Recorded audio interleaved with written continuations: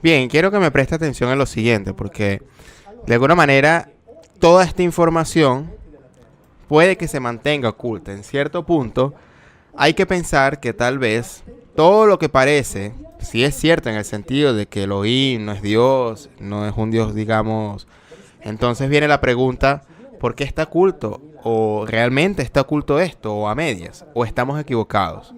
¿Tenemos alguna otra opción? ¿Dónde está exactamente el problema?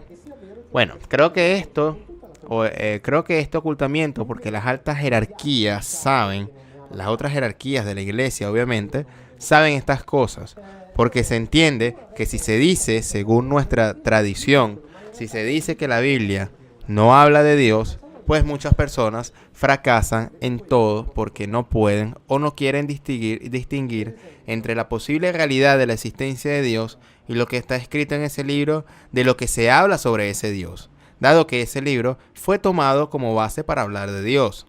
Y ahora se vuelve difícil decirle a la gente, mira, nos equivocamos. Digamos esto, el libro no habla de Dios, pero Dios existe. Porque la gente vincula la idea de Dios con la Biblia y en cambio necesitamos poder dividir las dos cosas. Necesitamos separar esas cosas porque si no, no nos irá bien. Entonces, quien tiene fe, siempre digo, no debe dejarse llevar por lo que digo, sino que debe de vivir su fe con absoluta tranquilidad. Porque no sé cuál es la verdad. Solo puedo decir lo que hay. Está escrito en un libro, pero no sé si ese libro contiene la verdad. Sí, ya hemos hablado de los cambios de la Biblia. Y algo que me interesa mucho, y estos textos gnósticos, sí se dice que eso en italiano, como dicen, exactamente porque tienen un poco, digamos que la información es diferente y no es exactamente lo que tenemos en la Biblia tradicional. Nos podemos preguntar entonces, ¿cuál es la otra historia detrás de estos textos? Entonces miren, con razón se dice o que hay diferentes, digamos, una mentalidad es diferente y el ambiente cultural es otra. Un lado está la parte donde describen la Biblia y otro lado está la parte de los textos gnósticos, que es el otro que es diferente. La Biblia nació dentro de una cultura típica semítica que es muy concreta, muy, digamos, material y que pretendía contar una historia, en particular la historia del pueblo de Israel. Los textos gnósticos están dentro de lo que llamamos la cultura helenística, es decir, la cultura condicionada por la filosofía griega y por tanto los textos gnósticos se basan en las elaboraciones filosóficas espiritistas contenidas precisamente en la cultura griega que llegó al Medio Oriente sustancialmente después de Alejandro Magno. Grande, es decir, en los últimos siglos antes de Cristo y que en ciertos aspectos también influyó en la Biblia, o mejor aún, influyó en la interpretación de la Biblia en el sentido de que los conceptos de la cultura griega, la filosofía griega, en particular el platonismo y el neoplatonismo, son todavía y se utiliza hoy en día para interpretar el Antiguo Testamento aquí. Por lo tanto, los textos gnósticos, es decir, aquellos que, como dice el propio término, gnosis, que significa conocimiento, contienen conocimiento. Se elaboran precisamente sobre la base de la filología, o mejor dicho, de la filosofía. Entonces esa es la gran diferencia. De hecho, muchos rabinos americanos están, por así decirlo, enojados y dicen, pero ¿por qué introducen la filosofía griega en su Biblia? Porque la Biblia en realidad pertenece a los judíos. En nuestra Biblia, ¿por qué la introducen? Ya que no tiene nada que ver con ella, ya que son dos cosas completamente diferentes. Pero así se hizo. También se hizo en los primeros siglos por los llamados padres de la iglesia. Y luego, paralelamente, se elaboran los textos gnósticos que la iglesia obviamente no aceptó y por eso se les considera apócrifos, condenables.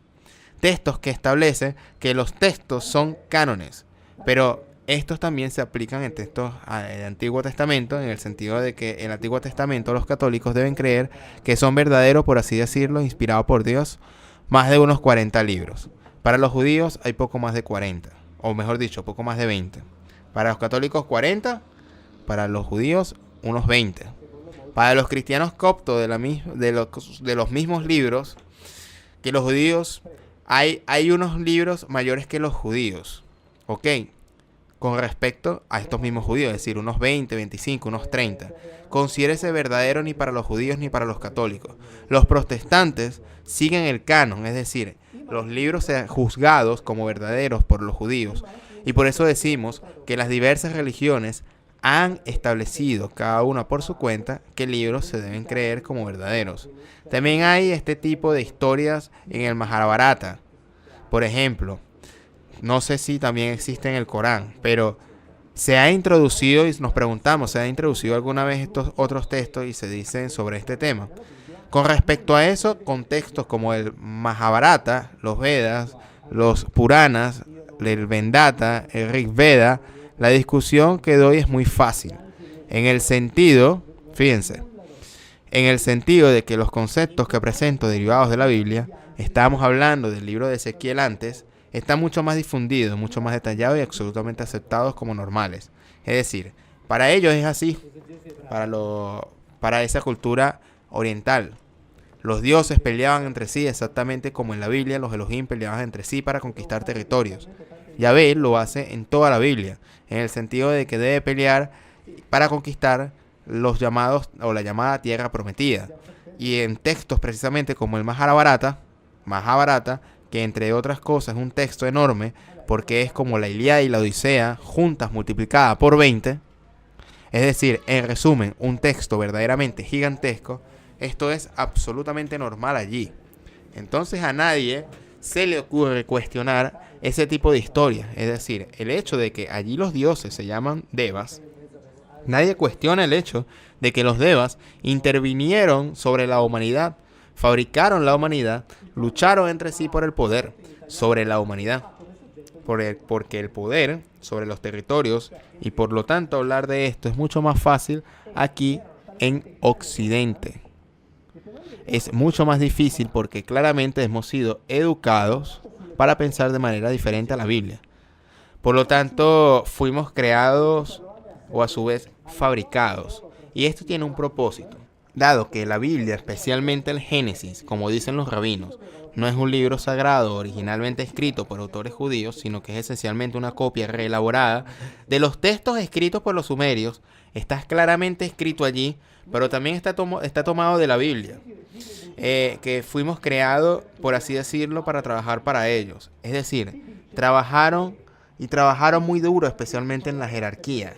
Dijimos antes que incluso los Elohim tenían un líder y había una jerarquía. Los que pertenecían a la clase más baja de esta jerarquía trabajaban en particular en las minas.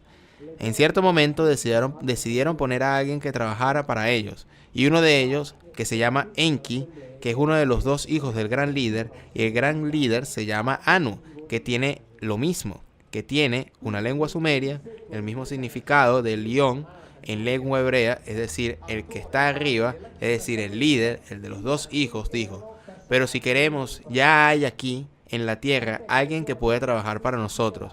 Basta con que lo metamos dentro de algo nuestro. Es decir, por lo tanto, metieron dentro de una parte de su material genético, que en la Biblia se llama Selam o Selem. De hecho, la Biblia dice, Génesis, que fuimos hechos con el Selem de los Elohim. Y el Selem significa lo que contiene la imagen. Ahora sabemos que lo que contiene nuestra imagen es el ADN. Y Selem es un término que deriva del verbo salam, que significa cortar.